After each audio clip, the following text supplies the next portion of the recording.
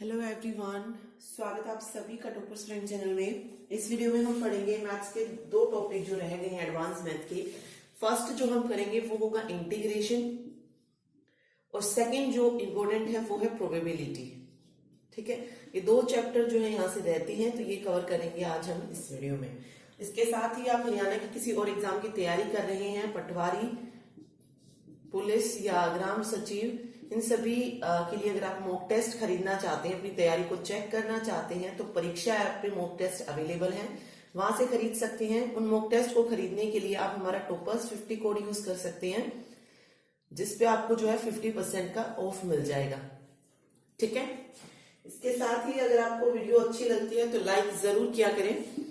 Okay, चलिए सबसे पहले हम पढ़ेंगे इंटीग्रेशन के बारे में, क्योंकि इंटीग्रेशन से क्वेश्चन जो थे पूछे गए थे एग्जाम में। जो क्लर्क का एग्जाम हुआ था उसमें इंटीग्रेशन से बहुत सारे क्वेश्चन जो थे देखने को मिले थे। ठीक है, इंटीग्रेशन के लिए जो है आपको इससे पहले जो सेकंड पार्ट आया है मैथ्स का वो जरूर देखें, क्योंकि इंटीग्रेशन के लिए डिफरेंशिएशन सीखना बहुत जरूरी है। ठीक है, क्योंकि इंटीग्रेशन क्या होता है, डिफरेंशिएशन का उल्टा ही होता है। ठीक है, क्या होते हैं, दोनों जो होते हैं ये एक दूसरे के उल्टा होते हैं। फॉर एग्जाम्पल, जैसे एग्जाम्पल से मैं सॉल्व करती हूँ। हमने डिफरेंशिएशन सीखा है, मैंने एक फंक्शन लिया कि y इक्वल टू एक्स की पावर 5 है। सबसे पहले पूछा गया कि इसका डिफरेंशिएशन निकालिए।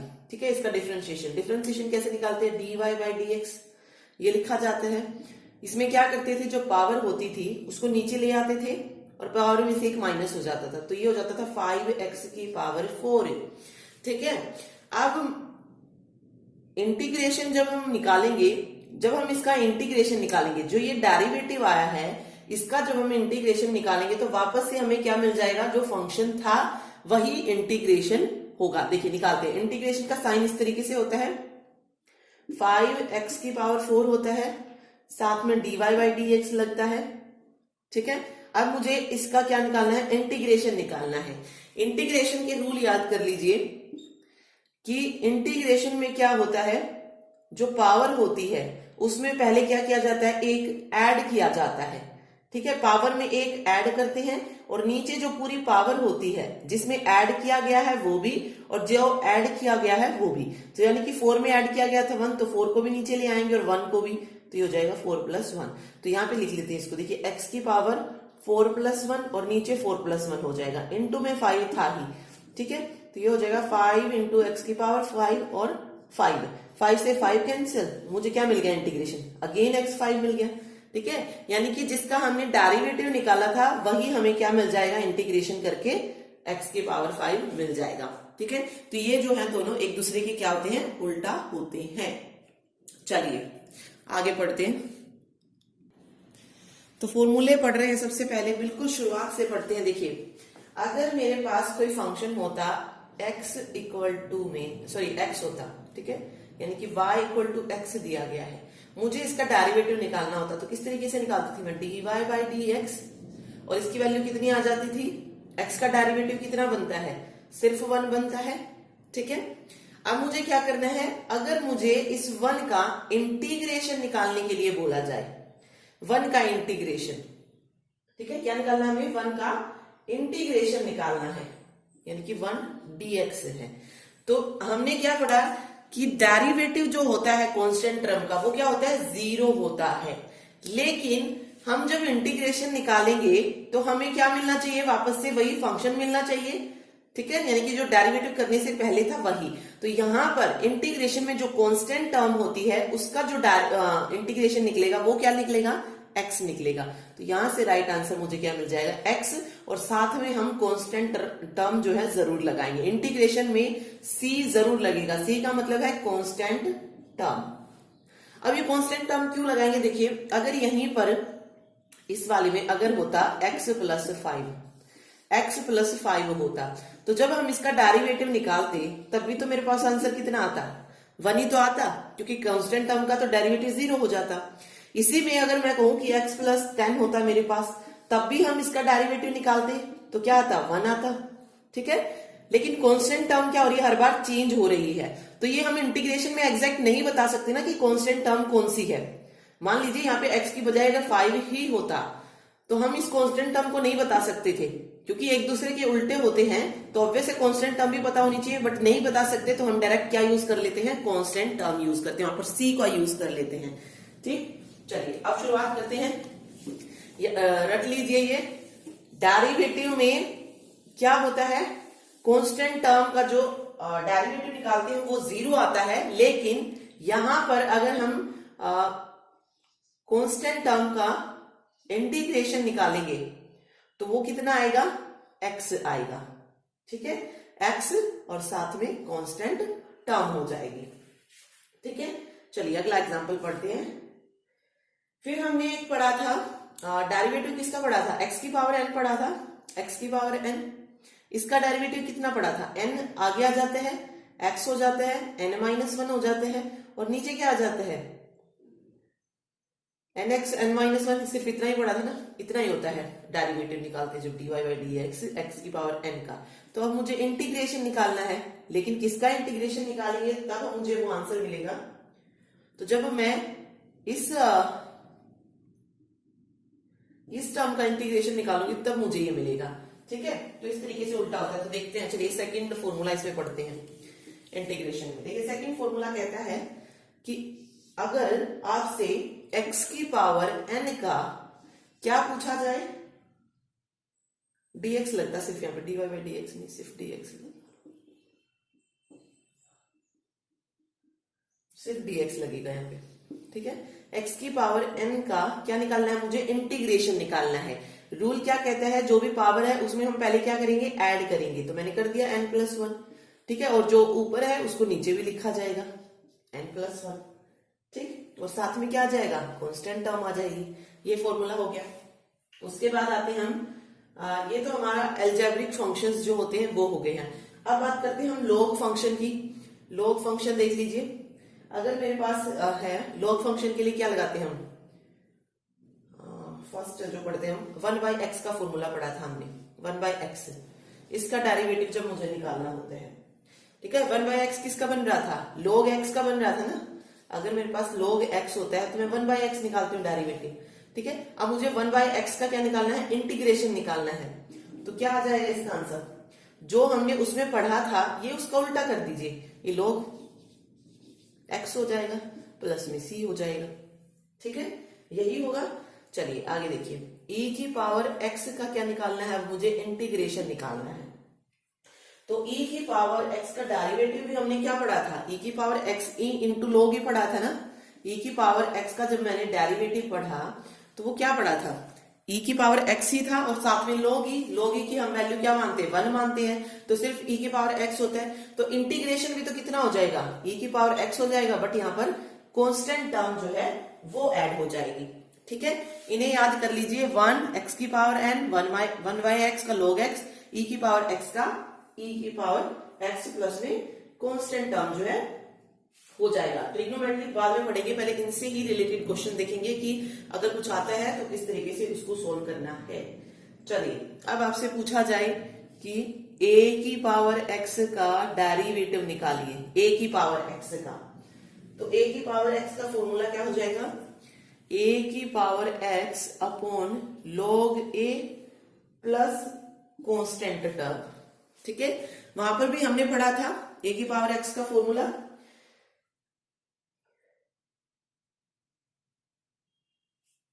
ठीक है, यही था, a की पावर x बटे log a भी बन जाता था हमें।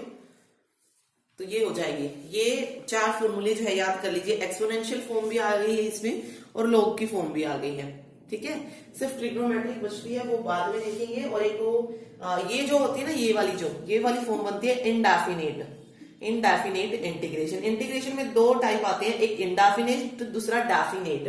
डेफिनेट में क्या हो जाएगा, डेफिनेट में जो लिमिट वाले क्वेश्चन आप देखते हैं ना, कि जैसे यहाँ पे लिमिट दे दी 0 to 2 या 3 से लेकर 5 तक, ठीक है, वो डेफिनेट इंटीग्रेशन आते हैं, वो लास्ट में देखेंगे। लेकिन अंदर का काम उसमें वही होता है, बट लिमिट्स का काम क्या होता है वो उसमें आगे सॉल्व करके देखेंगे कि कैसे लिमिट्स को यूज किया जाता है।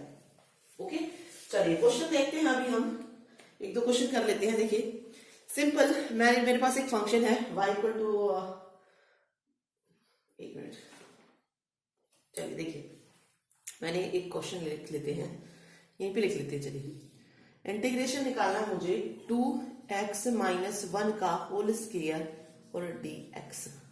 ठीक है, इसको किस तरीके से सॉल्व किया जाएगा, देखिए ये क्वेश्चन है। सबसे पहले जो पावर होती है, क्या करते हैं उसमें इंटीग्रेशन करते वक्त 1 ऐड करते हैं और नीचे वही आ जाता है। तो ये कुछ इस तरीके से बन जाएगा 2x माइनस 1 और 2 प्लस 1 और नीचे 2 प्लस 1 आ जाएगा। ठीक है, इसका तो हमने जब इंटीग्रेशन खोल लिया कि ये इस तरीके से बनेगा। जो अंदर वाला जो फिर होता है ना, ये वाली चीज, इसका हम क्या लेते हैं, डिफरेंशिएशन लेते हैं। उसमें हम डिफरेंशिएशन को क्या करते थे, डेरिवेटिव में यहां पर लिखते थे इनटू में, लेकिन यहां पर जब हम डिफरेंशिएशन करेंगे अंदर वाले फंक्शन का, उसको हमेशा कहां रखेंगे, बाय में रखेंगे। तो यहां पर 2x माइनस 1 बचा। इसका डिफरेंशिएशन जब मैंने किया तो कितना आएगा, सिर्फ 2 आएगा। ठीक है, क्योंकि कांस्टेंट टर्म का 0 हो जाएगा, तो इंटू 2 कर दीजिए। तो ये हो जाएगा 2x माइनस 1 की पावर 3 अपॉन 3 इंटू 2 6। ठीक है, तो राइट आंसर ये निकल जाएगा। तो बस इसमें इतना और ध्यान रखिए कि पहले इंटीग्रेशन करके जो अंदर वाली टर्म होगी उसका डिफरेंशिएशन करके उसको हमें बाय में लिखना है, नीचे, ना कि मल्टीप्लाई में। सिर्फ ये चीज और इसमें याद रखिए। ठीक है, चलिए और पढ़ लेते हैं।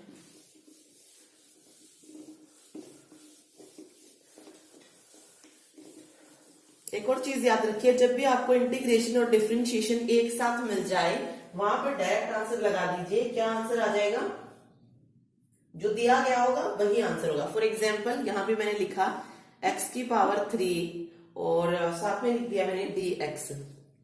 ठीक है, और यहाँ पे ये भी कह दिया कि इसका डेरिवेटिव भी निकालिए। पहले इंटीग्रेशन होता तो हम सिर्फ इतना करते इसको, ठीक है, लेकिन साथ में वो डेरिवेटिव भी कह रहा है। तो देखिए, अब इंटीग्रेशन करके जब उसका डेरिवेटिव निकालोगे तो वापस से वैल्यू वही तो मिलेगी हमें।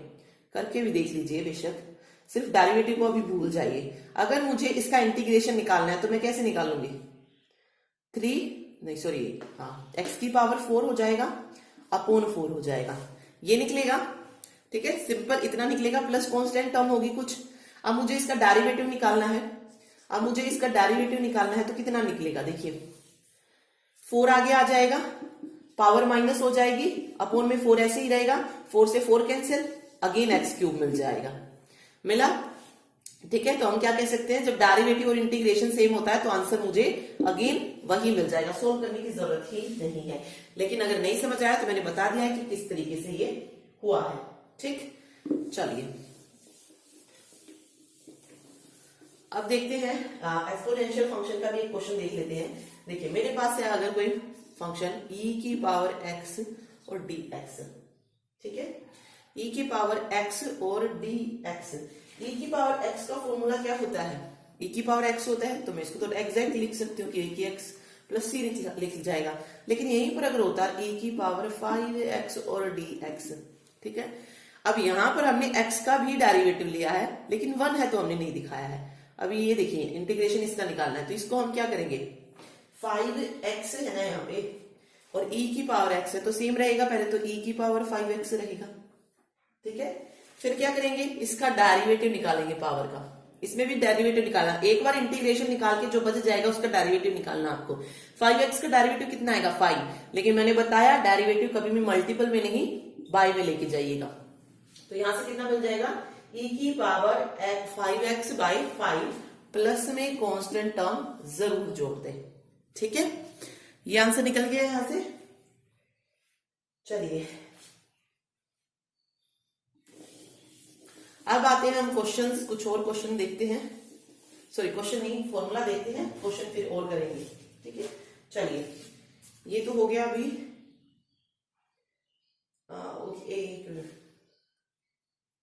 चलिए आगे देखते हैं। अभी हम ट्रिग्नोमेट्रिक फंक्शन पढ़ेंगे, डेरिवेटिव। ओके, देखिए अगर मुझसे पूछा जाता था, सॉरी इंटीग्रेशन निकालना में, देखिए डेरिवेटिव हमने जब पढ़ा था किसका, साइन एक्स का, क्या पढ़ा था, कोस एक्स पढ़ा था। ठीक है, यही डेरिवेटिव जब हमने कोस एक्स का पढ़ा तो क्या पढ़ा था, माइनस साइन एक्स। मैंने बताया था जितने भी सी वाले होते हैं उनका माइनस में जाएगा, ठीक है, यही था। ओके, अभी देखिए इसमें से पहले इन दो को ही सोल्व करते हैं। अब ये कह रहा है कि डेरिवेटिव साइन एक्स का कितना है, कोस एक्स है। लेकिन अगर मुझे इंटीग्रेशन निकालना है कोस एक्स का, अगर मुझे इंटीग्रेशन निकालना है कोस एक्स का तो मैं निकालती हूं। इंटीग्रेशन मुझे कोस एक्स का निकालना है तो मैंने बताया क्या मिलेगा, वापिस से वही मिल जाएगा फंक्शन। तो मुझे यहां से क्या मिलेगा, कोस एक्स की वैल्यू कितनी मिल जाएगी, साइन एक्स मिल जाएगी, साइन एक्स मिल जाएगी ना, ठीक है। फिर देखिए ये तो हो गया कोस एक्स का, और साथ में कांस्टेंट टर्म जोड़ दीजिए। फिर इस पे आते हैं कोस एक्स और साइन एक्स पे। कोस एक्स और साइन एक्स पे अगर मुझे निकालना है साइन एक्स का इंटीग्रेशन, साइन एक्स का इंटीग्रेशन, तो मुझे क्या मिलेगा, माइनस का कोस एक्स प्लस सी जो है मिल जाएगा, ठीक है। यहां पे मुझे क्या मिल जाएगा, ये माइनस इसके साथ चला जाएगा, साइन एक्स का जब मैं निकालूंगी तो माइनस कोस एक्स प्लस सी मिलेगा, ठीक है। ये याद रखिए, बस अपोजिट वाला हो जाता है। अब कोस एक्स अगर माइनस का देखते थे ना डेरिवेटिव में, कि डेरिवेटिव जब हम उसका माइनस में ले रहे हैं तो इंटीग्रेशन भी वही माइनस में ही आएगी वो टर्म। जैसे यहाँ पे कोस एक्स था तो सिंपल साइन एक्स हमने ले लिया, यहाँ पर हम सिंपल साइन एक्स का निकालेंगे, माइनस का नहीं, तो यहाँ पे माइनस कोस एक्स हो जाएगा, ठीक है। तो अगर आपको डिफरेंशिएशन वाले डेरिवेटिव वाले फॉर्मूले पता है तो आप इजीली इनको निकाल सकते हैं। चलिए ये तो हो गया साइन एक्स और कोस एक्स। अब आता है टेंजेंट एक्स। टेंजेंट एक्स का डेरिवेटिव क्या पढ़ा था हमने, सीकेंट स्क्वायर एक्स पढ़ा था, ठीक है। अब मुझसे पूछा जाए कि सीकेंट स्क्वायर एक्स का इंटीग्रेशन बताइए तो कितना हो जाएगा, उल्टा हो जाएगा, टेंजेंट एक्स प्लस सी हो जाएगा, सिंपल। ओके, चलिए नेक्स्ट देख लेते हैं। फिर आपसे पूछा जाए कि अभी तो देखिए हमने टेंजेंट एक्स का सीकेंट एक्स पढ़ लिया, अगर मेरे से पूछा जाए कि डेरिवेटिव बताइए सीकेंट एक्स का, सीकेंट एक्स का क्या होता है, secant x into tangent x, minus का तो कोई होता ही नहीं चक्कर इसमें, ठीक है, क्योंकि कोई भी सी का नहीं है तो इसमें नहीं आएगा। अब मेरे से पूछा जाए कि secant x into tangent x का इंटीग्रेशन कितना होगा, अगेन अपोजिट, तो सीकेंट एक्स प्लस सी हो जाएगा, ठीक हो गया। साइन हो गया, कोस हो गया, टेंजेंट हो गया, सेकेंड एक्स हो गया। चलिए नेक्स्ट देख लेते हैं कौन कौन से बचे, कोट एक्स और कोसिकेंट एक्स बच गया है, ठीक है। चलिए देखते हैं।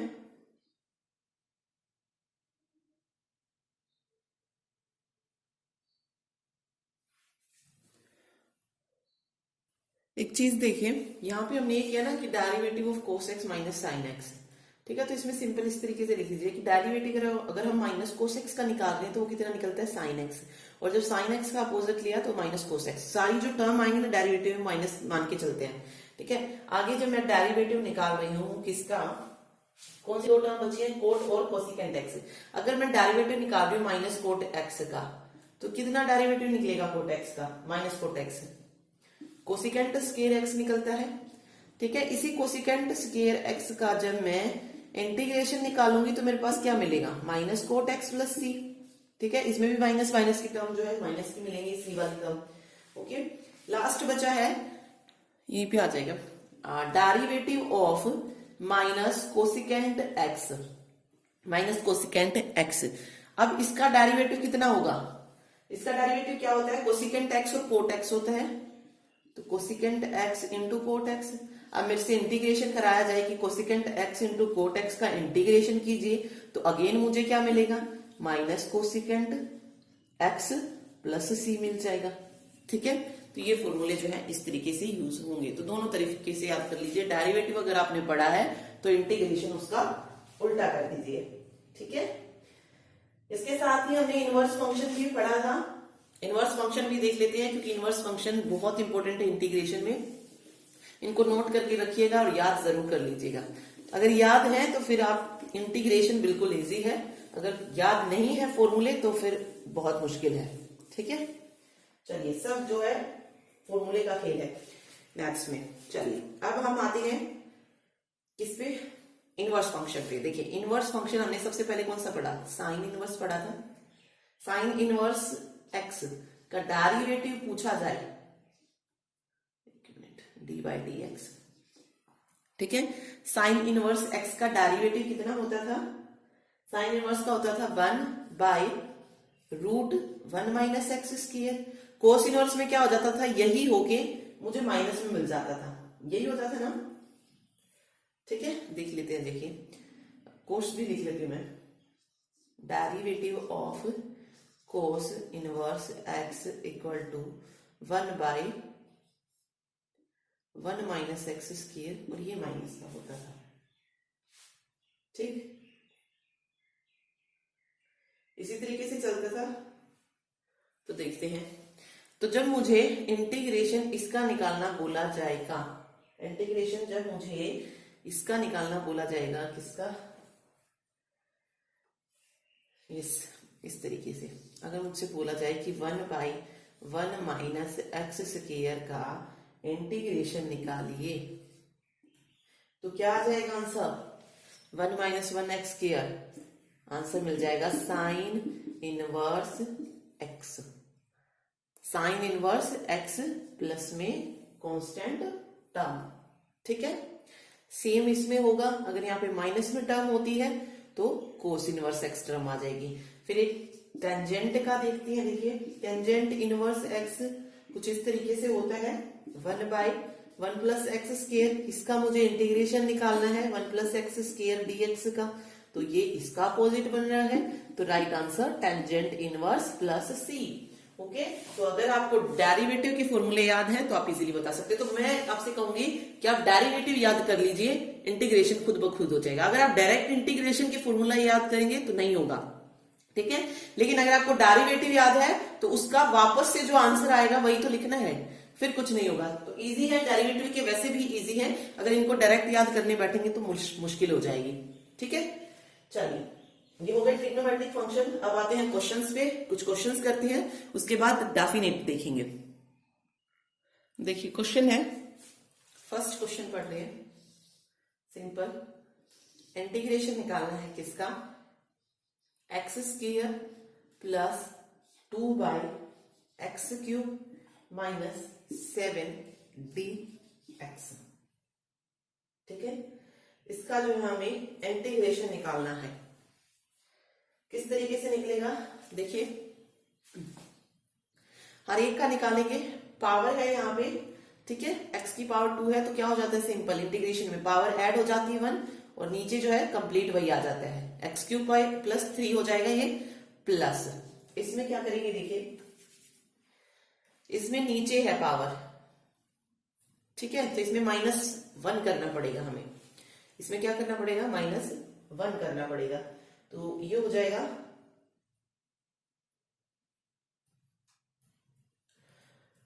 या फिर इसको ना सिंपल इस तरीके से लिख लीजिए, जब हम इसको ऊपर लेके जाएंगे तो वो पावर जो है वो माइनस हो जाती है। इसको पहले ही सोल्व कर लीजिए, ये पावर इसमें है ना, तो इसको इस तरीके से सोल्व कर लीजिए। एक्स स्क्वायर बचेगा प्लस इस पावर को हम ऊपर लेके जाएंगे तो ये पावर क्या हो जाएगी? माइनस की हो जाएगी, प्लस 2x माइनस 3 और -7। सिंपल इस तरीके से बना लीजिए पहले इसको, ठीक है। ये सिंपल बन गया। जब भी पावर इस तरीके से कुछ गिवन होता है तो हम उसको जब उल्टा करते हैं तो माइनस में हो जाता है। फॉर एग्जाम्पल मैंने लिखा 1 बाई, एक मिनट, अगर मैंने इस तरीके से लिखा है 1 बाई 2 की पावर 2 है, तो जब मैं इसको पलटूंगी तो मेरा आंसर क्या आएगा? 2 की पावर -2 हो जाएगा। ओके, तो ये कुछ इस तरीके से काम करता है। चलिए अब हम इजीली निकाल सकते हैं उसमें से। अब देखिए पावर में हमें क्या करना है? प्लस करना है, 1 को प्लस करना है, तो मेरे पास क्या आ जाएगा? जब हम इसमें +1 करेंगे तो -3 + 1 -2, और नीचे भी -2 हो जाएगा, ठीक है। और -7 है, कांस्टेंट टर्म है, क्या निकलेगा? डेरिवेटिव। डेरिवेटिव कितना निकल जाएगा? -7x। देखिए 1 का x था, एक मिनट यहाँ पे समझिए, 1 का मैंने आपको x बताया है तो 2 का 2x हो जाएगा, 3 है तो 3x हो जाएगा, इसीलिए अगर 7 है तो 7x हो जाएगा इसका इंटीग्रेशन, ठीक है। तो इसको सोल्व कर लीजिए, 2 से 2 कैंसिल हो रहा है लेकिन माइनस लगेगा यहाँ पे, x³ + 3, ठीक है, -1 बाई, इसको अगर हमें डिपेंड करता है एग्जाम्पल में, अगर x -2 दिया है तो x -2 लिखेंगे, अदरवाइज ये माइनस तो यहाँ लग गया है और इसको हम इस तरीके से भी लिख सकते हैं वापस इसी फॉर्म में 1/x²। अगर हम इसे वापस नीचे लेके आएंगे तो पावर अगेन प्लस हो जाएगी माइनस से और माइनस का 7x। तो वो डिपेंड करता है कि ऑप्शन में क्या दिया गया है। तो ये इसका इंटीग्रेशन निकल जाएगा। ठीक है, चलिए एक और क्वेश्चन देखते हैं।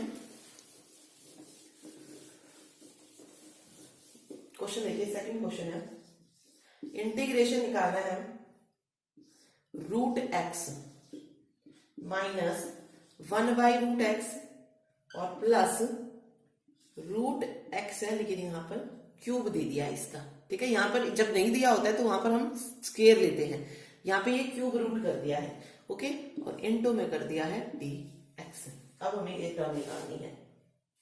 देखिए, सबसे पहले तो हमने रूट वाला कुछ पढ़ा नहीं, तो हम इसको सिंपल फॉर्म में बनाएंगे। सिंपल फॉर्म बनाते हैं इसकी, जब भी रूट गिवन होता है तो इसका हम किस तरीके से बोलते हैं, x की पावर 1/2 खोलते हैं।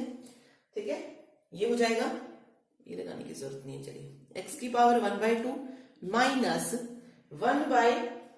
ये क्या बन जाएगा यहाँ पे, ये x की पावर 1/2 नीचे बनेगी, इस तरीके से बनेगा ना x की पावर 1/2। तो हम इसको उल्टा करके डायरेक्ट लिख लेते हैं कि x की पावर माइनस 1/2 बन जाएगी। ठीक है, देन प्लस है, यहां पर अब हमें इसका रूट लेना है तो हम क्या लिखेंगे, सॉरी क्यूब रूट। तो x की पावर 1/2 नहीं, x की पावर कितनी बन जाएगी, 1/3 बन जाएगी। जब स्क्वायर रूट होता है तो 1/2, क्यूब रूट है तो 1/3 और डेरिवेटिव लगा दीजिए। ठीक है, अब हम इसको इजीली सॉल्व कर सकते हैं। हमें सिंपल क्या करना है, इंटीग्रेशन करने के लिए पावर को ऐड करना है, तो इसमें पावर ऐड करते चलिए। ठीक है, कर लेते हैं इसको ऊपर ही सॉल्व। तो 2 एकम 2 3, 3/2 हो जाएगा। x की पावर 3/2 जो ऊपर है वही नीचे आ जाएगा, 3/2। ठीक, 3/2 हो जाएगा। देन उसके बाद -2 है, ये -2 -1 1/2 बनेगा यहाँ पे। तो x की पावर यहाँ पर बन जाएगा 1/2 और सिंपल 1/2 यहां भी आ जाएगा। ठीक है, प्लस 3 एकम 3 और 1 4, x की पावर 4/3 और 4/3 यहां आ जाएगा। प्लस में क्या लगेगा, कांस्टेंट टर्म। जैसे इंटीग्रेशन ओपन करेंगे कांस्टेंट टर्म हमारी यहाँ पर ओपन हो जाएंगी।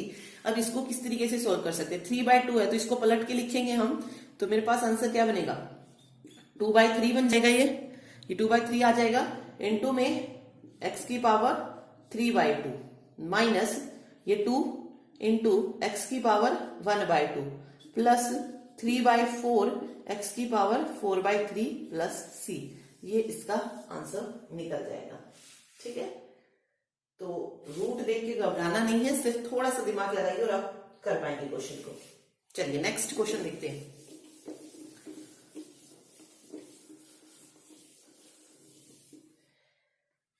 थर्ड क्वेश्चन है, ट्रिग्नोमेट्री का पढ़ रहे हैं। अगर मेरे पास गिवन है सेकेंड स्क्वायर 5x dx, इसका इंटीग्रेशन बताना है मुझे। देखिए, सेकेंड स्क्वायर x का क्या बनता है, सेकेंड स्क्वायर x का क्या बनता है, देखिए टेंजेंट x हमने पढ़ा है ना, टेंजेंट x का डेरिवेटिव, टेंजेंट x का डेरिवेटिव सेकेंड स्क्वायर x बनता है। तो सेकेंड स्क्वायर x का इंटीग्रेशन क्या बन जाएगा, टेंजेंट x बन जाएगा। तो सिंपल क्या लिखना मुझे, टेंजेंट x, अब x की जगह 5x है तो 5x लिखूंगी, फिर मैं क्या करूंगी 5x का डेरिवेटिव निकालूंगी। ठीक है, एक बार इंटीग्रेशन के बाद हमें क्या निकालना है, डेरिवेटिव निकालना है। तो 5x का डेरिवेटिव कितना आएगा, 5 आएगा, और उसे मल्टीपल में ना लिखकर हमें कहां लिखना है, डिवाइड में लिखना है। तो टेंजेंट 5x/5 और अगेन प्लस c को और ऐड कर दीजिए। ठीक है, ये हो जाएगा इसका correct answer. Simple formula apply करना था। चलिए अगला देखते हैं।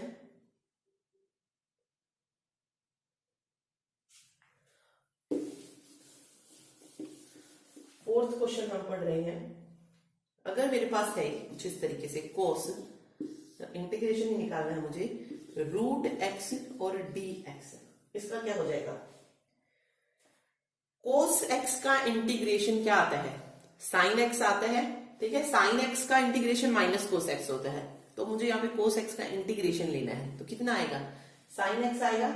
सिंपल लिख सकती हूँ मैं, साइन x है यानी कि साइन √x है, साइन √x है।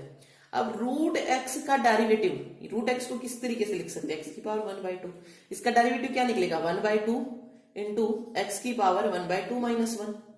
ठीक है, तो ये क्या निकला, ये इसका डेरिवेटिव निकला। ठीक, सिंपल यही निकला ना। तो इसको अगेन मैं क्या लिख सकती हूं, तो इसको मुझे क्या कहां कहां पे प्लेस करना है, नीचे की तरफ प्लेस करना है। तो ये बन जाएगा 1/2, एक्स की पावर -1/2 है, -1/2 है ना, तो इसको हम कैसे लिख सकते हैं, इसको रूट एक्स लिखा जा सकता है इसको, लेकिन ये रूट एक्स जो है कहां पर रिप्लेस हो जाएगा, एक मिनट। ओके, सिंपल है। देखिए 1/2 था ना, और ये क्या बन जाएगा मेरा, रूट एक्स बन जाएगा। ठीक है, रूट एक्स यानी कि 1/2 वही, तो मैं यहां पे लिखूंगी रूट एक्स। ठीक है, 1/2 रूट एक्स, लेकिन इस बार ये यहां पर ना प्लेस होकर नीचे की तरफ जाएगा। ठीक है, क्योंकि -1/2 यहां पर आ रहा था, इस माइनस को हटाने के लिए मुझे इसको नीचे की तरफ लेके आना पड़ेगा। फिर ये अगेन क्या होगा, टर्म ऊपर चली जाएगी। तो आंसर क्या निकलेगा, यहां से 2√x और साइन रूट एक्स, क्योंकि ये 1/2 में है। अगर मुझे ये 1/2 लगाना पड़ता ना यहाँ पे, ये x की पावर -1/2, मैं कुछ इस तरीके से इसको लिखती। फिर मैं क्या करती, इस माइनस को हटाने के लिए इसको नीचे की तरफ ले आती, x की पावर 1/2 कर दिया ये मान लीजिए मैंने। और तो इस वक्त x की पावर 1/2 को मैं क्या लिख सकती हूँ, x लिख सकती हूँ ना, रूट एक्स। तो फिर ये 2√x बन जाता, लेकिन ये 1 में है, तो अगेन ये ऊपर जाएगा, तो 2√x साइन x यहाँ पे सोल्व होके मिल जाएगा। ठीक है, और प्लस में क्या लगाना है, c लगा दीजिए। चलिए नेक्स्ट देखते हैं। 5th क्वेश्चन हम पढ़ रहे हैं। अगर मेरे पास है साइन स्केयर एक्स और कोस एक्स dx, इसका इंटीग्रेशन निकालना है मुझे।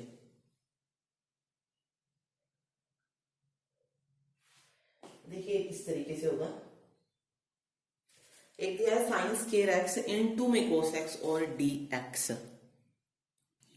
अब देखिए इसको इस तरीके से सॉल्व कर पाना तो मुश्किल है, तो हम कैसे सॉल्व कर सकते हैं इसको। देखिए जो फर्स्ट टर्म है इसमें साइन स्केयर एक्स, इसको क्या मैं मान लेती हूँ let u equal to sine square x. मैंने इस टर्म को एक टर्म ले ली u, उसके इक्वल रख दिया है। ठीक है, उसके इक्वल रख दिया है, सॉरी साइन एक्स ले लो, सिर्फ सिंपल साइन एक्स। जब मुझे इसका डेरिवेटिव निकालना हो तो किस तरीके से निकलेगा, du/dx निकल जाएगा। साइन एक्स का डेरिवेटिव क्या होता है, कोस एक्स होता है। ठीक है, कोस एक्स होता है, तो यहां से हम इस कोस एक्स की वैल्यू निकाल सकते हैं। ठीक है, du equal to cos x dx निकल गया। इस कोस एक्स dx की वैल्यू कितनी आ गई, du आ गई। इस साइन एक्स की वैल्यू कितनी है, u है, वहां पर स्केयर दिया है तो u स्केयर। अब इसको हम पुट कर सकते हैं इसमें। देखिए साइन स्केयर एक्स था, तो यहाँ पर साइन एक्स u है, तो साइन स्केयर एक्स की वैल्यू u स्केयर हो जाएगी। ठीक है, इनटू dx की वैल्यू du हो जाएगी। ये बन गया सिंपल। अब मुझे क्या करना है, इंटीग्रेशन निकालना है। यहां से पावर वही ऐड हो जाएगी एक, तो ये हो जाएगा u3 और अपॉन में 3। ठीक है, सिंपल ये बनेगा, और प्लस में कांस्टेंट टर्म। अब यहां से u की वैल्यू मुझे पता है कितनी है, साइन x है। ठीक है, साइन स्क्वायर x है ना, तो सिंपल इसमें रख लीजिए, ये हो जाएगा u की वैल्यू साइन x थी, यहां से ये निकालते ना, तो ये साइन क्यूब x हो जाएगा, साइन क्यूब x अपॉन में 3 रहेगा, प्लस में c रहेगा।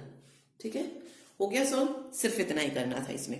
तो जब भी कुछ ऐसा दिखे, और अगर आप उसको अलग अलग कर सकते हैं, अलग अलग उसका डेरिवेटिव निकालिए और उसको लिख दीजिए। ठीक है, ये डेरिवेटिव यहाँ पे क्यों निकाला, क्योंकि हमें यहाँ पर अगर आप देखेंगे तो कोस एक्स dx है, इसीलिए हमने डेरिवेटिव निकाला ताकि हम कोस एक्स की वैल्यू को फाइंड आउट कर सकें। ठीक है, चलिए अगला देखते हैं। अभी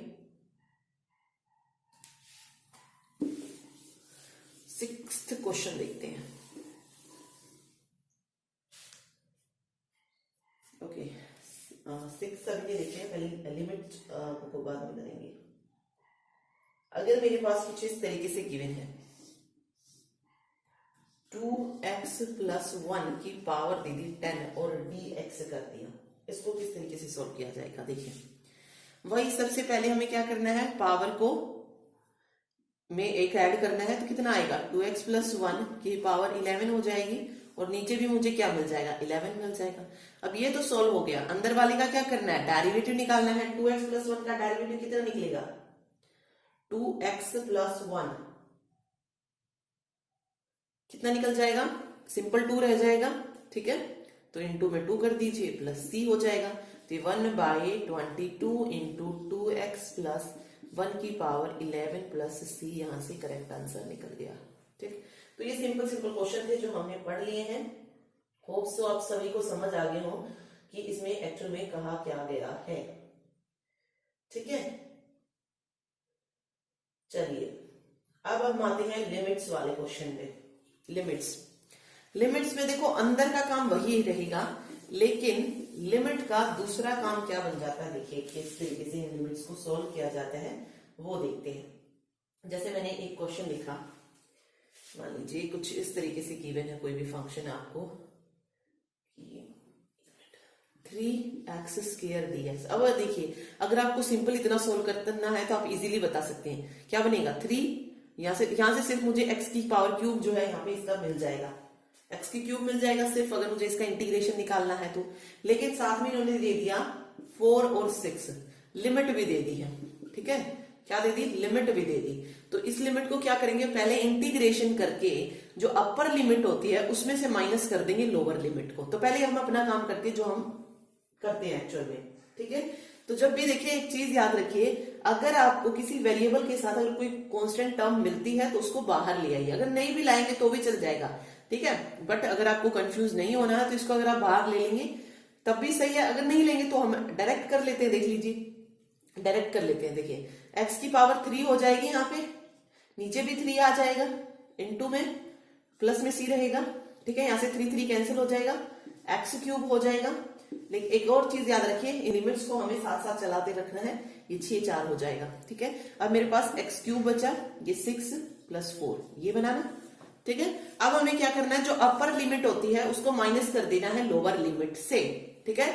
ये अपर लिमिट है और ये लोअर लिमिट है, upper limit minus lower limit कर लीजिए। देखिए अगर मैं इसमें 6 रखूंगी x की वैल्यू तो कितना आएगा, 6 × 6 × 6 माइनस लोअर लिमिट करना है तो 4 × 4 × 4, ठीक है। इस तरीके से बनेगा, ठीक है। या सिंपल इस तरीके से कह लीजिए कि 6 की पावर 3 माइनस 6 की पावर 4 की पावर एक मिनट, यहाँ पे 6 की पावर 3 4, क्योंकि लोअर लिमिट 4 है तो 4 की पावर 3 ये बनेगा, ठीक है। तो सॉल्व करते हैं, 6 × 36, 36 × 216, 4 × 16 = 64, इनको माइनस कर दीजिए 152, ओके। तो इस तरीके से ये होगा। तो अब समझ आ गया अपर लिमिट और लोअर लिमिट किस तरीके से करते हैं, उनको जस्ट माइनस करना होता है आपको। चलिए एक और देखते हैं अभी अपर लिमिट और लोअर लिमिट का, ताकि और क्लियर हो सके। जैसे मैंने लिखा I = इंटीग्रेशन का साइन लगाया है और क्वेश्चन है 6x² -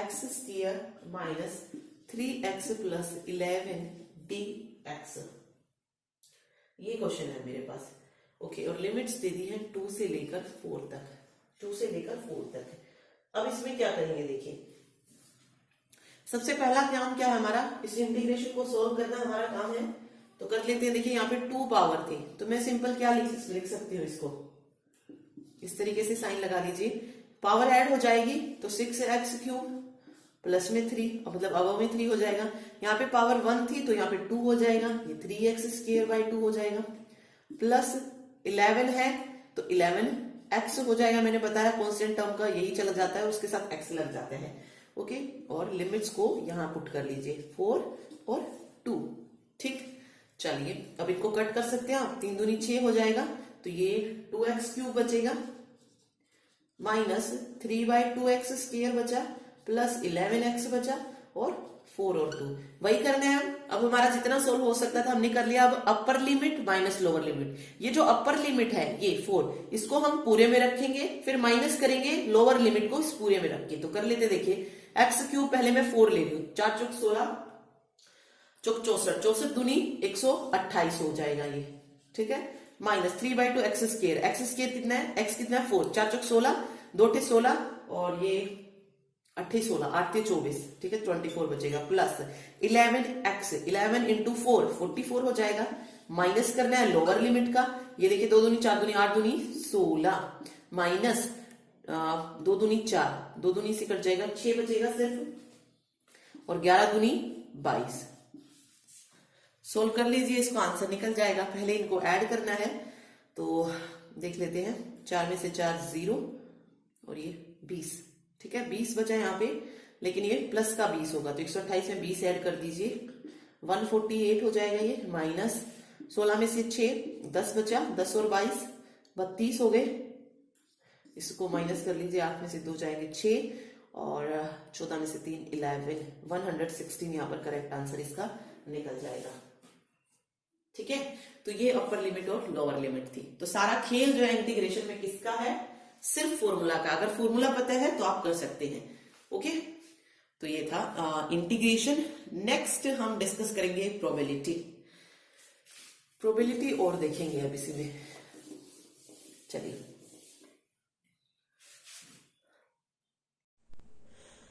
इसके बाद हम नेक्स्ट चैप्टर प्रोबेबिलिटी देखते हैं। देखिए प्रोबेबिलिटी का हिंदी में मीनिंग क्या होता है? हिंदी में इसका मीनिंग होता है प्रायिकता। ठीक है, हिंदी में क्या मीनिंग होता है इसका? प्रायिकता इसको बोला जाता है। प्रायिकता या संभाव्यता, संभाव्यता जो है इसको बोल सकते हैं। ठीक है, तो प्रोबेबिलिटी में हम क्या करते हैं, जो अनसर्टेनिटी होती है यानी कि जो अनिश्चितता होती है उसको मेजर करते हैं। ठीक है, मतलब कुछ होने की जो संभावना होती है जिसको हम मान सकते हैं कि हाँ भाई अगर हम ये चीज करते तो हमसे मतलब इससे ये घटना घटित हो सकती थी। ठीक है, तो वो जो अनिश्चितता है उसको जो मेजर किया जाता है उसको क्या बोला जाता है? उसको प्रोबेबिलिटी बोलते हैं। ठीक है, ओके, चलिए इसमें कुछ टर्म्स आती है प्रोबेबिलिटी में। अगर हम देखें तो सबसे पहले जो टर्म इसमें आती है वो आती है रैंडम एक्सपेरिमेंट।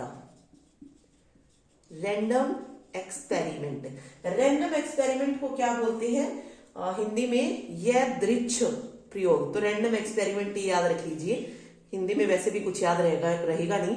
तो देखिए रैंडम एक्सपेरिमेंट क्या होता है? मान लीजिए मेरे पास कोई पासा है, डाइस है, डाइस मान लीजिए, मैंने उसको क्या किया? फेंका। तो जो वो फेंकना हुआ वो क्या कहलाएगा? रैंडम एक्सपेरिमेंट कहलाएगा।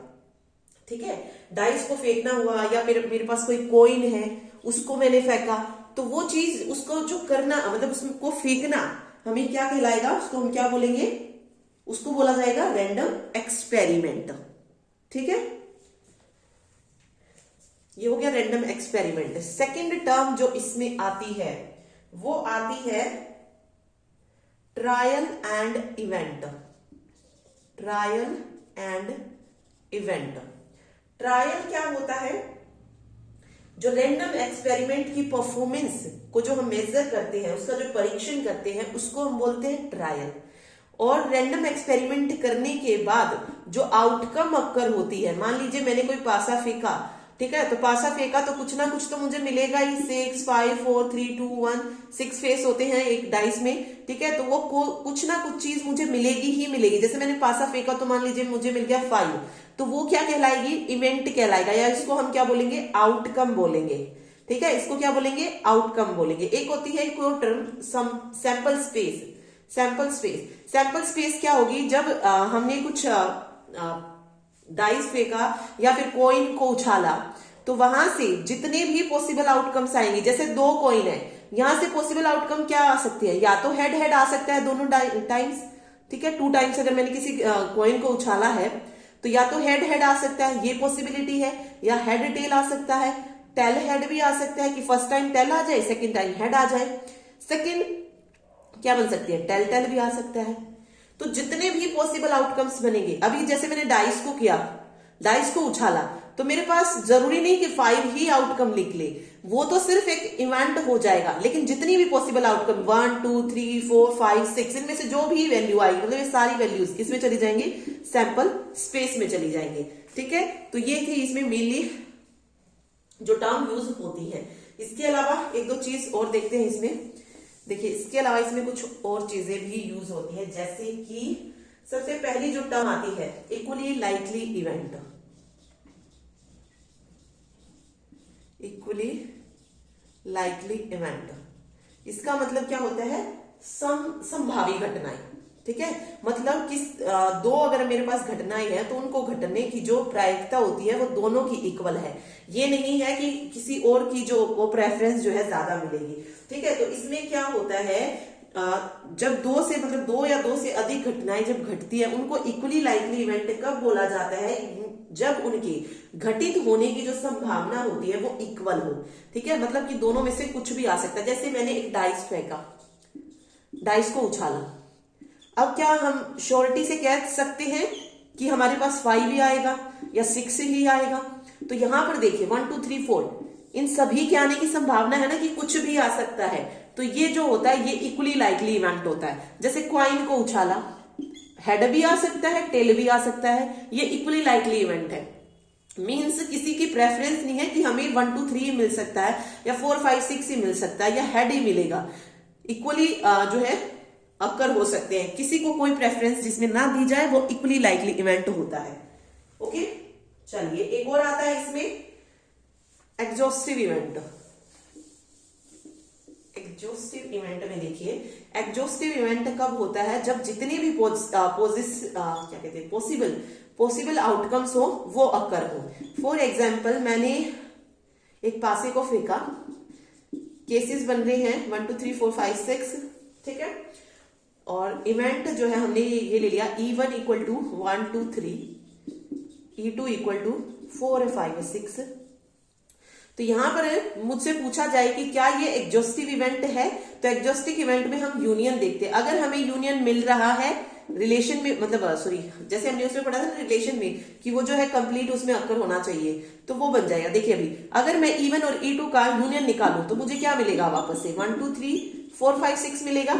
ठीक है, तो हम क्या कह सकते हैं, ये एग्जॉस्टिव इवेंट है। और अगर मान लीजिए मेरे पास 4 ना हो तो मुझे क्या यही चीज वापस से मिलेगी? नहीं मिलेगी। तो 1 2 3 5 6 मिलेगा सिर्फ, तो अब हम इसे एग्जॉस्टिव इवेंट नहीं बोलेंगे। तो एग्जॉस्टिव इवेंट में क्या होता है, यूनियन जो है हमारा अक्कर होना चाहिए, मतलब सारे जितने भी केसेस हैं वो हमें सारे मिलने चाहिए। ठीक है, इसी की तरीके से एक और होता है म्यूचुअली एक्सक्लूसिव इवेंट। जैसे इसमें हम यूनियन देखते हैं, म्यूचुअली एक्सक्लूसिव में क्या देखते हैं, इंटरसेक्शन देखते हैं, यानी कि जो सेम होगा सिर्फ वही अक्कर होगा। म्यूचुअली एक्सक्लूसिव इवेंट, सेम वही एग्जांपल आप लीजिए इसमें भी, जैसे मैंने लिखा ना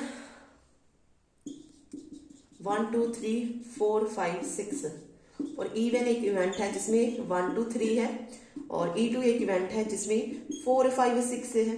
ठीक है, अब मैं इसका इंटरसेक्शन देखूं निकाल के, तो क्या निकल रहा है, यहां से कुछ भी नहीं निकलेगा, क्या निकलेगा, नल निकलेगा। ठीक है, तो ये क्या हो जाएगा, म्यूचुअली एक्सक्लूसिव इवेंट हो जाएगा। इसी का अगर हम यूनियन देखते तो ये क्या बन जाता, एग्जॉस्टिव एक्सक्लूसिव इवेंट बन जाता। ठीक है, तो ये म्यूचुअली एक्सक्लूसिव इवेंट होता है। ओके, चलिए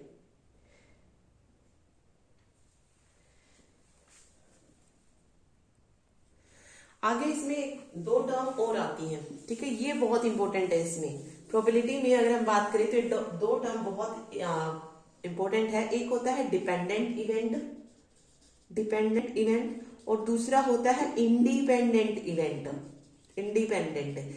इंडिपेंडेंट इवेंट क्या होता है, जब किसी एक घटना जो है इंडिपेंडेंट कब कही जाएगी, जब उसका घटित होना, यानी कि जब उस एक्शन का होना किसी दूसरे एक्शन को क्या ना करे, अफेक्ट ना करे। ठीक है, फॉर एग्जाम्पल मैंने जो है एक डाइस को फेंका, एक पासे को फेंका। ठीक है, फर्स्ट टाइम जब मैंने पासे को फेंका तो मेरा क्या आ गया, 5 आ गया। ठीक है, केसेस क्या बना, 5/6 बना। ठीक है, सेकेंड टाइम जब मैंने पासे को फेंका, अगेन अगर 5 आ गया तो क्या ये इससे अफेक्ट हुआ है? नहीं। बार बार जो है आप अगर फेंक रहे हो और बार बार 5 आ रहा है तो इसमें जो है पीछे वाले का कोई वो नहीं है, ये क्या हो रहा है, इंडिपेंडेंट इवेंट अक्कर हो रहा है ये। ठीक है, बार बार जो है चाहे 5 अगेन एंड अगेन आए, उसमें हमारे पास्ट का कोई, यानी कि पास्ट जो एक्शन है उसका तो कोई हाथ नहीं है। तो ये इवेंट जो होते हैं, जो अक्कर होते हैं, इंडिपेंडेंट इवेंट बोला जाता है। डिपेंडेंट इवेंट में क्या होता है, फॉर एग्जाम्पल हम एग्जाम्पल से देखते हैं। एक मेरे पास क्या है, कार्ड्स की वो है, कार्ड्स हमें पता है कितने होते हैं, 52 होते हैं, जो ताश बोलते हैं हम। ठीक है, उन 52 ताश में से मैंने क्या निकाला, एक ताश को निकाल लिया। उस गड्डी में से मैंने क्या कर लिया, एक उसको जो है निकाल लिया, और मैंने देखा कि वो जो हमने कार्ड निकाला है वो कौन सा है, किंग है, किंग है। ठीक है, तो किंग आने की प्रायिकता कितनी हो जाएगी, किंग कितने होते हैं हमें पता है, किंग 4 होते हैं, तो इसकी प्रायिकता कितनी हो जाएगी, 4/52 हो जाएगी। ठीक है, लेकिन अगर मैंने इस कार्ड को वापस नहीं डाला, उन 52 कार्ड्स में अगर मैंने इसको नहीं डाला, तो मेरे पास कितने कार्ड बच गए अभी, सॉरी नहीं, कार्ड मान लीजिए 52 कार्ड है, एक निकाल लिया, तो इसकी प्रायिकता 4/52 हो जाएगी, और मैंने इस कार्ड को रिप्लेस नहीं किया, एंड अगेन मैंने एक और पत्ता निकाला, तो फिर से किंग आने की प्रायिकता कितनी हो जाएगी, कितनी हो जाएगी, क्योंकि एक किंग तो हम ऑलरेडी निकाल चुके हैं, कितने बचे, 3 बचे, फिर प्रायिकता 3/51 हो जाएगी, सॉरी क्योंकि पत्ता भी तो निकला नहीं, तो 3/51 हो जाएगी। ठीक है, अगेन मैंने उसे रिप्लेस नहीं किया, मैंने जो भी कार्ड निकाला तो उसे वापस से उन 52 कार्ड में प्लेस नहीं किया है, तो अगली प्रायिकता क्या हो जाएगी, 2/50 हो जाएगी, उससे अगली 1/50 हो जाएगी, सॉरी 49 हो जाएगी। तो इस तरीके से चलेगा। ये होता है डिपेंडेंट इवेंट, जो पास्ट वाले पे यानी कि उसको रिप्लेस किया गया है या नहीं उस पे डिपेंड करता है। ओके, अगर उसको देखिए, अगर मैंने रिप्लेस कर दिया होता तो अगेन उसको निकालने की प्रायिकता मुझे वही मिलती 4/52, लेकिन अगर मैंने उसे रिप्लेस नहीं किया है तो ऑब्वियस है वो चेंज हो जाएगी, तो उसको बोलते हैं डिपेंडेंट इवेंट, जो कि पीछे वाले पे डिपेंड कर रहा है। ठीक है, यानी कि एक घटना जो हो रही है, घटित हो रही है, उसका दूसरे पर भी असर पड़ रहा है, ये होता है डिपेंडेंट इवेंट। ठीक है, चलिए अभी हम क्वेश्चंस देखते हैं। बिल्कुल सिंपल से क्वेश्चन देखेंगे पहले, फिर धीरे धीरे आगे बढ़ेंगे। चलिए देखिए, क्वेश्चन है, एक पासे को फेंका जाता है, पासा यानी कि डाइस, डाइस को फेंका जाता है। ठीक है, तो चलिए इसमें कुछ कंडीशन डालते हैं। जब हमने डाइस को फेंका तो इवन नंबर की प्रोबेबिलिटी निकालनी है, probability of even number, then odd की निकाल लीजिए। ठीक है, थर्ड आप डाल सकते हैं कि वो नंबर्स जो 2 से डिवाइड हो सके, इस तरीके से 3 क्वेश्चन हम देख रहे हैं। देखिए, सबसे पहले डाइस को फेंका जाता है, तो टोटल केस कितने बनेंगे, कितने फेस होते हैं डाइस में, 6 फेस होते हैं, 1 2 3 4 5 एंड 6, ये हमारे टोटल केस बनेंगे। ठीक है, ये हमारे क्या बन जाएंगे, टोटल केस। टोटल केस किस में आते हैं, जितनी सारी आउटकम्स होते हैं उनको हम क्या बोलते हैं, सैंपल स्पेस बोलते हैं, तो इनको हम एनएस से डिपेंड करते हैं, एनएस से डिनोट करते हैं। ठीक है, तो कितने बन जाएगी एनएस की वैल्यू, 6 बन जाएगी। टोटल जो वैल्यू आती है वो क्या होती है, सैंपल स्पेस होती है, तो हमने लिख लिया एनएस इक्वल टू 6 आ गया। फिर कह रहा है कि इवन नंबर की प्रोबेबिलिटी बतानी हमें। इवन नंबर देखिए कितनी टाइम्स आ रहा है, 2 4 और 6, 2 4 6 ये जो आए, ठीक है, टोटल में से जो ये निकल के आए, इनको क्या बोलते हैं, इवेंट बोलते हैं इनको। तो एन ई की वैल्यू कितनी आ जाएगी, 1 2 3 आ जाएगी। ठीक है, तो प्रोबेबिलिटी किस तरीके से लिखती है, निकलती है P of E equal to N of E upon N of S, इस तरीके से निकालते हैं। ठीक है, अब यहां पे इवेंट देखिए कितनी है, वैल्यू 3 है, और सैंपल स्पेस की वैल्यू कितनी है, 6 है, तो प्रोबेबिलिटी कितनी आ जाएगी इवन नंबर की, 1/2 आ जाएगी। सेम आप ऑड नंबर में कर सकते हैं, तो यहां से भी ऑड नंबर की 1/2 आ जाएगी। फिर जो 2 से डिवाइड हो, तो 2 से डिवाइड देख लीजिए, 2 हो रहा है, 4 हो रहा है, 6 हो रहा है, तो अगेन 1/2 आ जाएगी। ओके, तो इस तरीके से आपको जो है ये सॉल्व करना है। तो जो टोटल आउटकम्स होती है वो हमें नीचे लिखनी होती है, और नंबर ऑफ फेवरेबल केसेस जो होते हैं, नंबर ऑफ इवेंट्स जो अक्कर होते हैं, उनको हम ऊपर लिखते हैं। ठीक, याद रखिए, ऊपर लिखते हैं, देखिए प्रोबेबिलिटी निकालते हैं, नंबर ऑफ फेवरेबल केसेस जो बन रहे हैं केस, और नंबर ऑफ सैंपल स्पेस या टोटल आउटकम्स लिख लीजिए। बस आपको याद होना चाहिए, नीचे टोटल और ऊपर जो हमसे पूछा गया है वो आएगा। ओके, तो ये तो बिल्कुल सिंपल क्वेश्चन था जो हमने शुरुआत की है। अगर हमें शुरुआत यहीं से सही है, क्योंकि हमें जो है बेसिक क्वेश्चन भी जो है पता होंगे, तभी हम आगे जो है कर पाएंगे क्वेश्चंस को। चलिए, एक ये तो हो गया किसका, डाइस का। अब आता है क्वाइन से रिलेटेड भी पूछ सकते हैं, तो देखिए क्वाइन से रिलेटेड भी देख लेते हैं। मान लीजिए आपके पास 2 कॉइन है, उनको उछाला जाता है, 2 कॉइन्स को उछाला जाता है। फर्स्ट कंडीशन कह रहा है अधिक से अधिक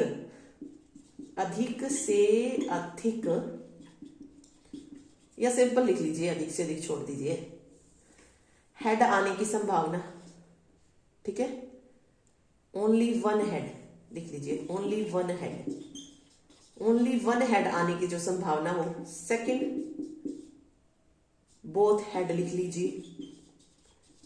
थर्ड में आप बोथ टेल लिख लीजिए कि दोनों बार क्या मिले मुझे, टेल मिले। तो दो कॉइन को उछाला गया है। अब हमारे पास केसेस कितने बनेंगे, कौन कौन से बनेंगे? जब मैंने दो कॉइन को उछाला, हो सकता है फर्स्ट वाले कॉइन पे हेड आ जाए, दूसरे पे टेल आ जाए। ये भी हो सकता है कि फर्स्ट वाले पे टेल आ जाए और दूसरे पे हेड आ जाए। ये भी हो सकता है कि दोनों टाइम टेल ही आ जाए, ये भी हो सकता है कि दोनों टाइम हेड ही आ जाए। ठीक है, ये हमारे टोटल केस बन जाएंगे। तो एनएस की वैल्यू कितनी निकल जाएगी, 4 निकल जाएगी यहां से। फिर कह रहा है कि सिर्फ एक हेड अगर अक्कर होता है, ये इवेंट अगर अक्कर हो रहा है, तो देखिए एक हेड कितनी बार अक्कर हो सकता है, फर्स्ट और 2 केसेस में। तो एनई की वैल्यू कितनी निकल गई, 2 निकल गई। यहां से हम प्रोबेबिलिटी बता सकते हैं, पी ऑफ ई की वैल्यू 2/4 निकल जाएगी। ठीक है, बोथ हेड, जब दोनों बार हेड आए तो दोनों बार हेड आने की प्रायिकता कितनी होगी, 1 ही तो होगी, तो ये 1/4 बन जाएगा। अगर बोथ टेल पूछा जाए तो अगेन 1/4 हो जाएगा। ठीक है, सिंपल है, ऐसे ही होगा ये। चलिए एक और देखते हैं, सिंपल नहीं देखते हैं, अब थोड़ा सा आगे बढ़ते हैं और कुछ और देखते हैं। देखिए नेक्स्ट क्वेश्चन है, पत्तों की ताश की एक गड्डी से 3 पत्ते खींचे जाते हैं, प्रायिकता ज्ञात करनी है। फर्स्ट में कह रहा है अगर सभी 3 पत्ते कैसे हों, इक्के हों, इसकी प्रोबेबिलिटी निकालिए। देखिए अब हमें यहाँ पे क्या करना है, चूज करना है। ठीक है, लेकिन हम 3 पत्ते इक्के हों इसको डायरेक्ट तो नहीं बता सकते हैं। देखिए सबसे पहले हम इसको सोल्व करते हैं। 52 पत्तों की ताश की एक गड्डी से 3 पत्ते खींचे जाते हैं, यानी कि 3 पत्तों को चूज किया जाता है। चूज करने के लिए मैंने इससे पहले वाले में आपको पढ़ाया था कॉम्बिनेशन एंड परमुटेशन। उसमें मैंने बोला था कि आपको ये प्रोबेबिलिटी में काम आएगा कॉम्बिनेशन वाला। तो जब भी चूज करने की जब बात आती थी, हम किसका यूज करते थे, कॉम्बिनेशन का। तो जब मुझे 52 में से 3 पत्ते चूज करने हैं तो उसके लिए क्या बनेगा मेरे पास, 52C3 लिख सकते हैं इसको। ठीक है, कॉम्बिनेशन की 52 में से मुझे 3 चाहिए।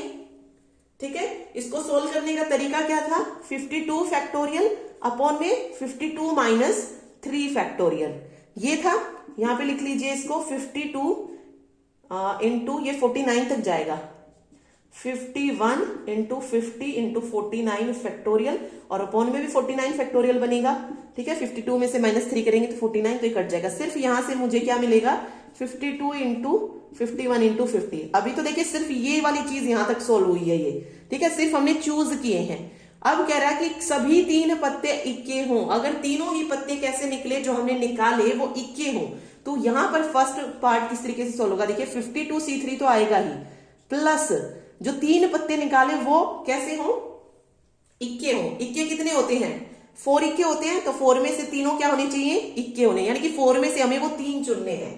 ठीक है, तो यहाँ पे बस इतना ही क्वेश्चन है ये। इसकी वैल्यू हम यहां से इसको पहले ही सोल्व कर चुके हैं। ये है 52 इंटू 51 इंटू 50, इसको सोल्व कर सकते हैं आप। ये कितना हो जाएगा, 4 फैक्टोरियल और 4 माइनस 3 फैक्टोरियल, यानी कि 1 फैक्टोरियल। ठीक है, यहां से इसको भी सोल्व कर लीजिए।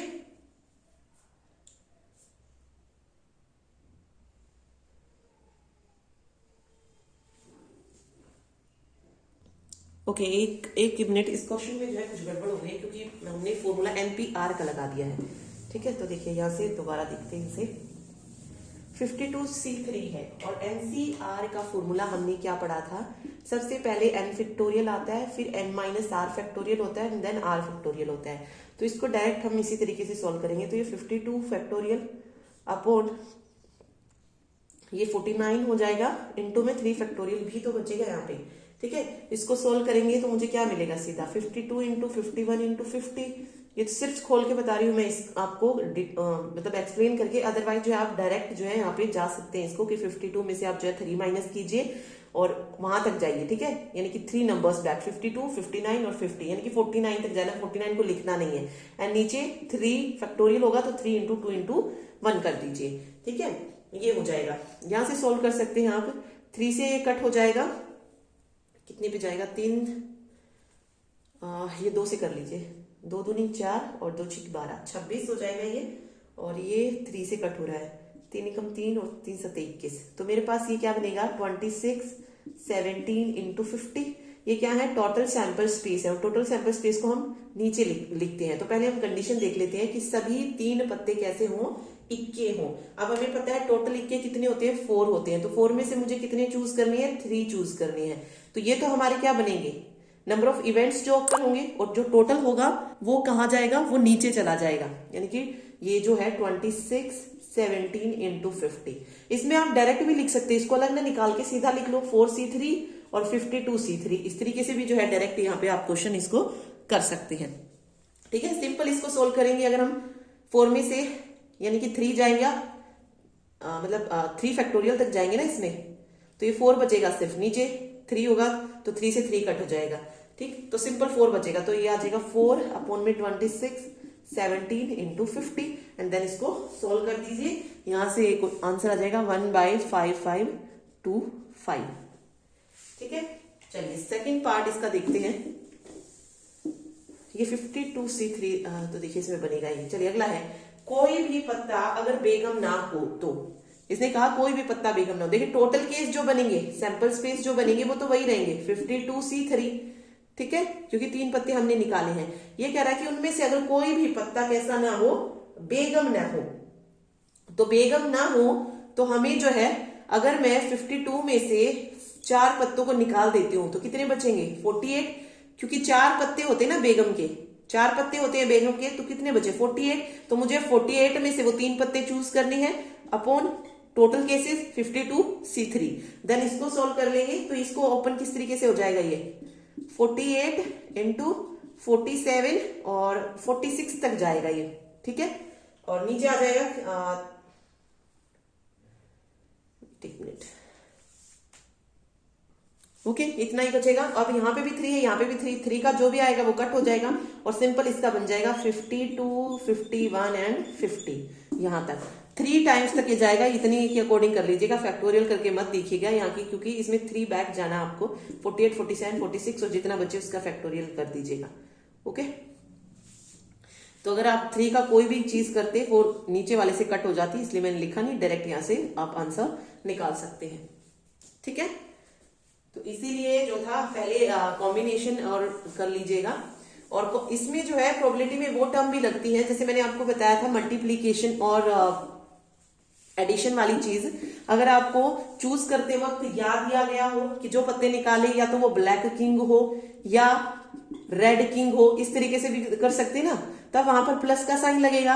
अगर आपसे पूछा जाए जो पत्ते निकाले उसमें ब्लैक किंग और रेड किंग हो, देन मल्टीप्लाई हो जाएगा। तो वो भी जो है यहाँ पर कॉन्सेप्ट काम करेगा। ठीक है, चलिए नेक्स्ट क्वेश्चन देखते हैं, अगला देखते हैं। चलिए देखिए नेक्स्ट क्वेश्चन है, एक थाले में 3 लाल 5 पीली व 4 हरी गेंदें हैं। रेड है 3, येलो है 5 एंड 4 जो है वो हरी गेंदें हैं। 3 गेंदें जो है इनमें से रेंडमली निकाल ली जाती हैं। फर्स्ट में कह रहा है अगर जो गेंदें निकाली गई हैं वो तीनों ही अलग अलग कलर्स की हों। सेकंड में कहता है कि जो 3 गेंदें निकाली गई हैं उनमें से कोई भी पीले रंग की ना हो। सबसे पहला काम इन क्वेश्चंस में क्या होता है, सैंपल स्पेस निकालना कि टोटल केसेस कितने बन रहे हैं, कितनी गेंदें हैं टोटल, 3 + 5 + 4 है, 5 4 9 3 12। ये तो बन गया हमारा सैंपल स्पेस। फिर फर्स्ट कंडीशन क्या कहता है देखिए,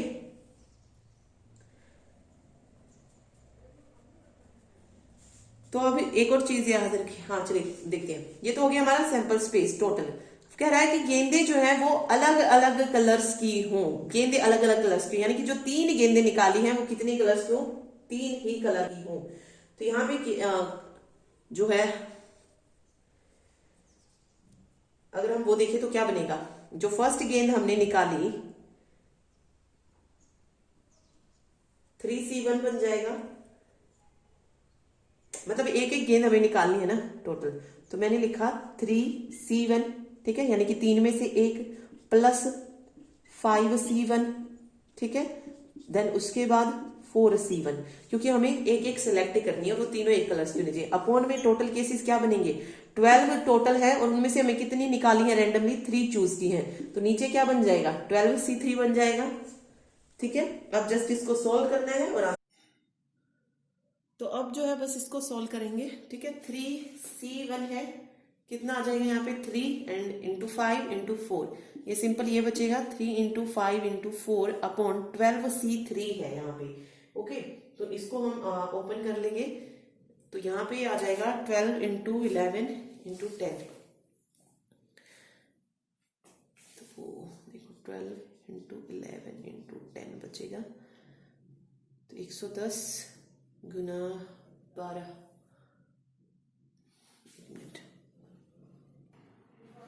और इसके नीचे 3 को सॉल्व करेंगे तो 3 इंटू 2 इंटू 1 बचेगा। ठीक है, तो 3 चौक 12 हो जाएगा, 2 दूनी 4। तो इसको सॉल्व करने के बाद ये बचेगा 3 इंटू 5 इंटू 4/2 20। एंड देन इसको सॉल्व कर लेंगे तो मेरे पास सिर्फ 3/11 बच जाएगा। ठीक है, क्योंकि यहाँ से जाएगा 4 पंजे 20 और 4 पंजे 20 11, 3/11 यहाँ से सॉल्व होकर आंसर बच जाएगा। ठीक है, चलिए नेक्स्ट देखते हैं।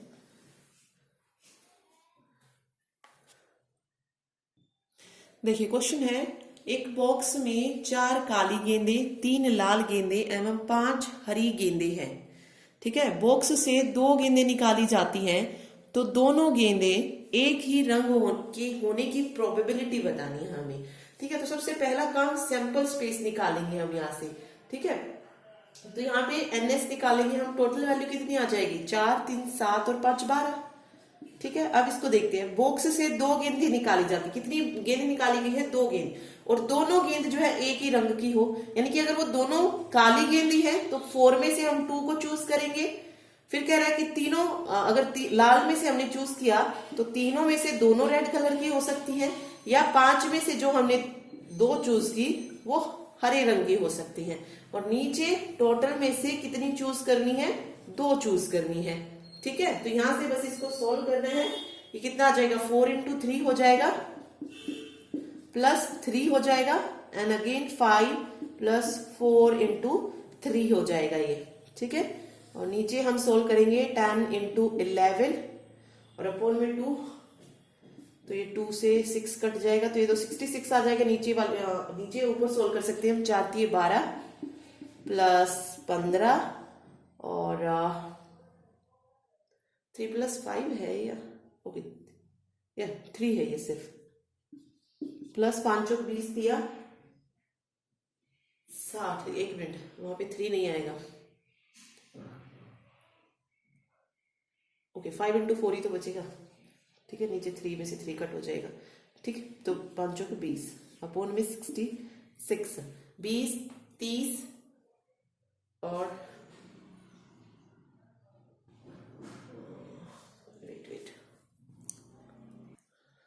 तो देखिए ऊपर वाले को दोबारा देखते हैं। देखिए 4C2 था तो क्या बचेगा, 4 इंटू 3/2 बचेगा, प्लस 3 2 था तो यहां से क्या बचेगा, 3 इंटू 2/2 बचेगा, ये 5 इंटू 4 एंड अपॉन में 2 बचेगा। ठीक है, ये तो यहां से सॉल्व करेंगे, 2 दूनी 4, 2 से 2 कैंसिल, 2 दूनी 4, तो ये हो जाएगा 3 दूनी 6 प्लस 3 प्लस 10 19, और नीचे 66 था ही तो 19/66 जो है यहाँ पर बच जाएगा। ठीक है, तो ये राइट आंसर यहाँ पे हो जाएगा। तो ये एक टाइप तो हमारा हो गया है। नेक्स्ट देखते हैं। देखिए कंडीशनल प्रोबेबिलिटी कब होती है। कंडीशनल प्रोबेबिलिटी जब हम किसी इवेंट की कंडीशनल प्रोबेबिलिटी हम तब निकालते हैं जब वहां पर ऑलरेडी कोई इवेंट जो है अकर हो चुका हो। मान लीजिए मेरे पास 2 इवेंट हैं, एक ए इवेंट है, दूसरा बी इवेंट है। अब मुझे बोला जाए कि प्रोबेबिलिटी फाइंड कीजिए इवेंट ए की, वहां पर जहां पर एक इवेंट बी जो है ऑलरेडी अकर्ड हो। ठीक है, ऑलरेडी जो है क्या हो, अक्कर हो, उसकी जो है प्रोबेबिलिटी मुझे निकालनी है। तो ये होती है कंडीशनल प्रोबेबिलिटी। इसको निकालते किस तरीके से है, तो P of A by B। ठीक है, यहां पर क्या है, B इवेंट ऑलरेडी अक्कर है, A की मुझसे पूछी गई है, तो इसका फॉर्मूला होता है P of A intersection B upon में P ऑफ B। समटाइम क्या करते हैं कि डायरेक्ट आपको क्वेश्चन दे देते हैं, A इंटरसेक्शन B की value they the, A by B की दे दी और आपसे P ऑफ B की वैल्यू पूछ ली, या इन दोनों की गिवन दे दी तो इसकी वैल्यू पूछ ली। अगर ये फॉर्मूला पता है तो यहीं से आप जो है वैल्यूज को निकाल सकते हैं। ठीक है, अब अगर मुझसे P ऑफ B की पूछी जाती तो मैं P ऑफ B को इधर ले आती, A बाई B को इस तरफ ले आती। ठीक है, अगर ये फॉर्मूला आपको पता है तो आप जो है इजीली क्वेश्चन को सॉल्व कर सकते हैं। ओके, तो यही होती है कंडीशनल प्रोबेबिलिटी। क्वेश्चन और देख लेते हैं किससे। इसके अलावा इसमें एक और चीज याद रखिए, इसमें तो हमने बोला कि इवेंट ए निकालना है अगर बी अक्कर है, सेम यही होता है कि इवेंट बी निकालिए जब इवेंट ए ऑलरेडी अक्कर है। तो हम किस तरीके से लिखते इसको, बी बाय ए लिखते, ठीक है। और यहाँ पे हो जाता पी बी इंटरसेक्शन ए या ए इंटरसेक्शन बी लिख लो, बात तो वही है। लेकिन यहां पर नीचे, ठीक है, जो गिवन था, जो ऑलरेडी अक्कर था वो रखना है, तो यहां पर पी ऑफ ए हो जाएगा, ठीक है। तो ये दोनों चीजें आप इसमें याद रखिए। चलिए अब डायरेक्ट क्वेश्चन देखिए, यहां से कंडीशनल प्रोबेबिलिटी से किस तरीके से पूछा जा सकता है। यहाँ पे अगर आपको गिवन है कि P ऑफ E की वैल्यू जो है वो 0.6 है, P ऑफ F जो है वो 0.3 है, एंड फिर कह रहा है कि फाइंड कीजिए, क्या फाइंड करना है, P of E by F निकालिए और P of F by E निकालिए, ठीक है। सिंपल ये दे सकता है आपको निकालने के लिए। अब इसमें किस तरीके से करेंगे, हमें पता है P ऑफ E, हमें पता है P ऑफ F पता है, ये हमें निकालना है। फॉर्मूला क्या था इसका, पहले दोनों का इंटरसेक्शन P ऑफ E और E इंटरसेक्शन F था ना, और नीचे P ऑफ F हो जाएगा। इसमें क्या था, पहले दोनों का इंटरसेक्शन और यहां पर P ऑफ E हो जाएगा नीचे, ठीक है। तो पहले हमें इसका इंटरसेक्शन निकालना पड़ेगा। ओके, इंटरसेक्शन किस तरीके से निकलेगा,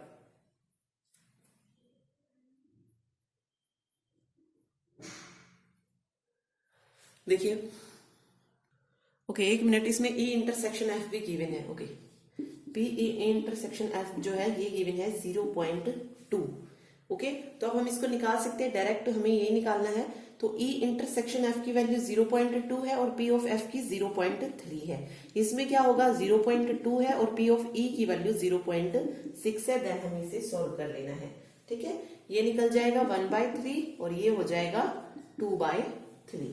तो सिंपल ऐसे भी आ सकता है, बट अगर आपको फॉर्मूला पता है तभी आप जो है इस तरीके के क्वेश्चन को कर पाएंगे, ठीक है।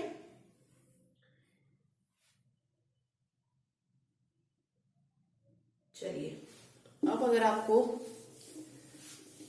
देखिए नेक्स्ट क्वेश्चन देखिए, अगर क्वेश्चन गिवन है P of A bye B, क्या करना है, फाइंड करना है या कंप्यूट करना है P of A bye B। कब, जब P ऑफ B हमें गिवन है 0.5 and P of A intersection B given है 0.32, ठीक है। A बाय B है, फॉर्मूला क्या होगा, पहले A इंटरसेक्शन B का फॉर्मूला और अपोन में P ऑफ B हो जाएगा, तो सिंपल 0.32 बाय 0.5 हो जाएगा। तो 32/5 यहां से निकल जाएगा, ठीक है। आगे सोल्व करना हो तो कर सकते हैं। यहीं पे अगर आपसे B बाय A पूछता तो आपको A भी गिवन होता ना, बट इसमें नहीं है तो नहीं निकालते हैं, ठीक है। चलिए आगे देखिए, अगला क्वेश्चन देखते हैं।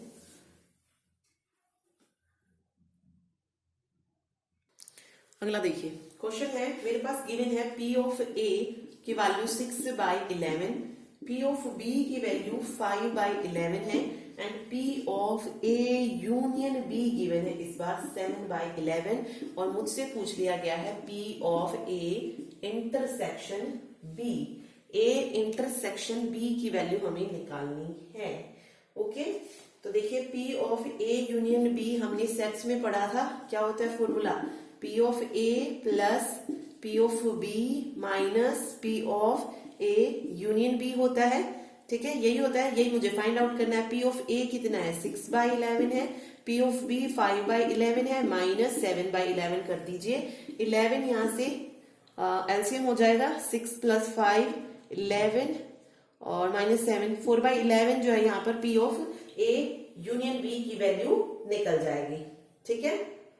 चलिए इसी में अगर आपसे बोलता वो कि P of A bye B की वैल्यू निकालिए, तो A बाय B का फॉर्मूला क्या होता है, P of A intersection B upon में P of B A intersection B की वैल्यू ऑलरेडी गिवन थी, तो 7/11, ओके सॉरी नहीं,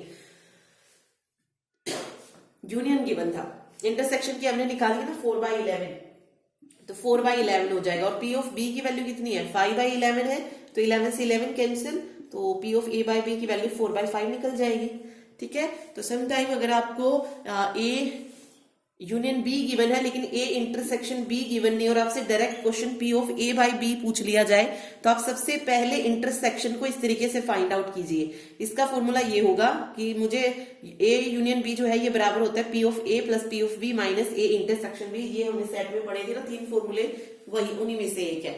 ओके, तो ये होता है कंडीशनल प्रोबेबिलिटी। अब ये तो देखिए डायरेक्ट गिवन है। देखिए कुछ इस तरीके का क्वेश्चन भी आ सकता है, हमें कंडीशन और भी डाल सकता है, लेकिन मैंने यही कंडीशन लिया सिर्फ समझाने के लिए कि एक क्वाइन को टोस्ट किया गया 3 बार उछाला गया, तो वहां पर निकालिए कि हेड जो हो आए वो थर्ड टॉस में आए, और एफ कंडीशन जो डाली, एफ इवेंट तब अक्कर हो जब हेड ऑन फर्स्ट टॉस आए। तो सबसे पहले तो हम सैंपल केसेस निकालेंगे, टोटल केसेस कौन कौन से बनेंगे। 3 बार अगर मैं हेड को उछालूंगी तो या तो मेरे पास हेड हेड हेड आ सकता है, ठीक है। सेकंड क्या आ सकता है, हेड हेड टेल भी आ सकता है, फिर हेड टेल हेड आ सकता है, या टेल हेड हेड आ सकता है। 4 केस तो ये बन गए। फिर टेल का देख लेते हैं, या तो टेल टेल आ सकता है, फिर टेल टेल या हेड आ सकता है, टेल होता है, वैसे हेड टेल होता है।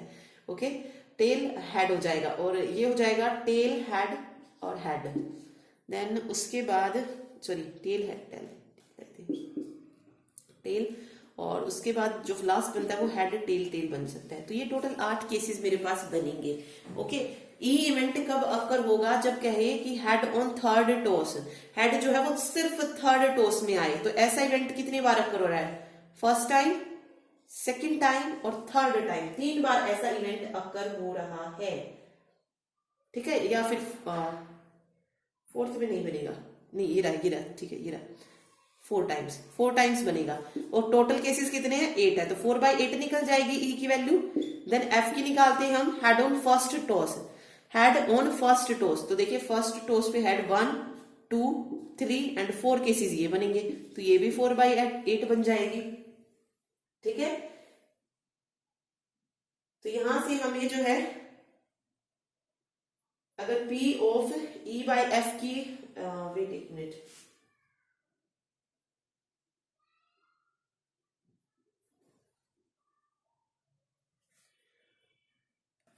ठीक है, ये तो E और F हमने निकाल लिया। अब हम आगे क्या करेंगे, अब दोनों का इंटरसेक्शन निकालेंगे E बाई एफ निकालने के लिए, ठीक है। अगर हमसे ये पूछा जाए ना क्वेश्चन में E बाई एफ निकालना है हमें, ओके। अब हम क्या निकालेंगे, हमें क्या चाहिए फॉर्मूले के लिए, क्या होता है formula, P of E intersection F upon में P ऑफ F होता है ना, और F बाई E निकालना है तो P ऑफ E भी चाहिए। तो इंटरसेक्शन यानी कि जो दोनों में सेम बने, दोनों में सेम कौन सा बनेगा, दोनों में सेम, अगर हम देखें दोनों केसेस में सेम, ठीक है। तो इसमें जो दोनों में सेम आएगा वो ये वाला केस आएगा, ये वाला केस जो है दोनों में सेम आएगा, ठीक है। ओके, सेकंड पूछा था, ओह सॉरी एक मिनट, इसमें हेड पूछा गया था थर्ड टॉस में, और इसमें हेड पूछा गया था फर्स्ट टॉस में, टेल का तो था ही नहीं चक्कर। ओके, तो यहाँ पे जो है 4 ही केसेस बनेंगे जिसमें हेड जो है फर्स्ट पे आ रहा है और हेड जो है लास्ट पे आ रहा है। तो 4 केसेस जो है इसमें बन रहे हैं, बट हेड का सॉरी एक मिनट, फर्स्ट टॉस पे एक ही केस बनेगा, वेट फर्स्ट केस मतलब हेड जो है फर्स्ट पोजीशन पे सिर्फ किस में बनेगा, एक सेकेंड। ओके, देखिए दोबारा से देखते हैं इसको। सबसे पहले कह रहा है कि हेड आई किस पे, थर्ड टॉस पे, ठीक है। तीसरे टॉस पे हेड हमें मिले तो 1 कंडीशन, मतलब इसमें सेटिस्फाई हो रही है, ये है 2 3 एंड 4, तो ये 4 केसेस बन रहे, टोटल 8 है तो 4/8 हो जाएगा। P ऑफ F में क्या कह रहा है कि हेड ऑन फर्स्ट 2 टॉसेस पूछा है, तो एक कंडीशन तो ये हो गई, मतलब एक तो ये हो गया। सेकंड जो बन रहा है,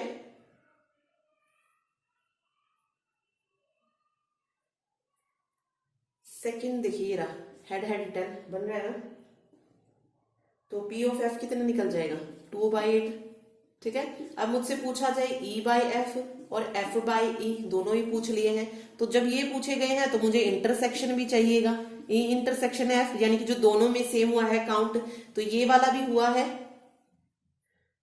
ठीक है। ये दोनों ही कंडीशन को जो है सेटिस्फाई कर रहा है ना, क्योंकि ये वाला तो नहीं कर रहा है फर्स्ट वाले में, ये तो नहीं गया है, तो सिर्फ ये है, सिर्फ एक केस बन रहा है, तो यहां से 1/8 निकल जाएगा।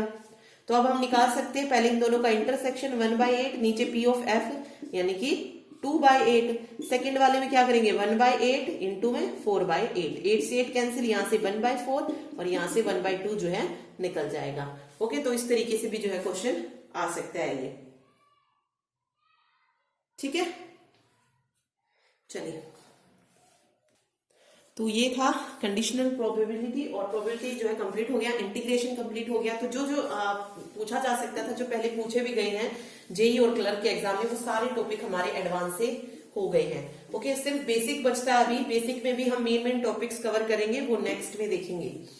ठीक है, वीडियो अच्छी लगे, क्वेश्चन समझ आए तो लाइक जरूर कर दिया करें। Thank you so much.